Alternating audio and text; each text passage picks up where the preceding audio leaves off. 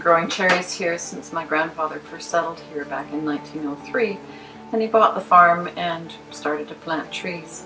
He also had a development company, and they grew a demonstration orchard. It was the Kelowna Land and Orchard Company, the KLO, and they were trying to demonstrate how well people could grow fruit here in the Okanagan and entice people to come from England and Scotland and come and grow tree fruits as well.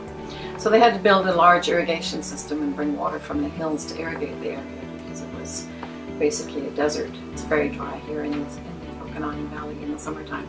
So all the water has to come from melted snow stored in the mountains and brought down through pipes. Back then it was big ditches and wood stave pipes and very primitive systems.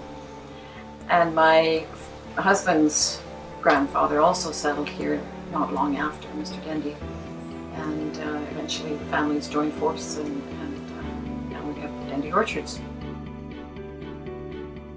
My grandfather died not long after they had planted the orchard, and my grandmother, who is in the picture behind me here, driving the horse team, raised the family and ran the orchard until my father took over in probably 1948 after the Second World War. So he continued on the family tradition and grew more cherries, and my husband and I farmed for a long time, and now it's the next generation that will be taking over. Things have changed a lot since the days of the horse-drawn wagons and the ditch irrigation. We now have much more modern technology for pressurized irrigation systems, and we have falcons that we use for bird control through the summer to protect the cherries from being eaten up by all the birds.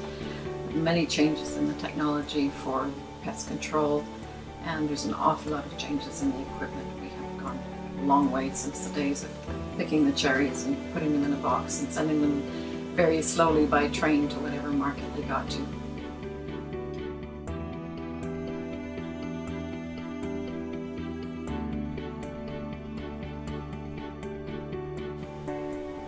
And where once it took days to pick the fruit and put it in a box and take it to town and put it on a train and get it to market, we now take pride in being a matter of hours to get the trees picked, into the box, packed, cooled, and off to the airport, where they're basically off to international markets around the world and on the market the next day. It's quite exciting.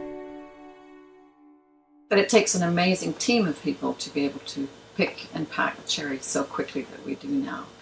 And people come here, they return, it's like a reunion every year, people coming back for the 5 short weeks of the harvest time.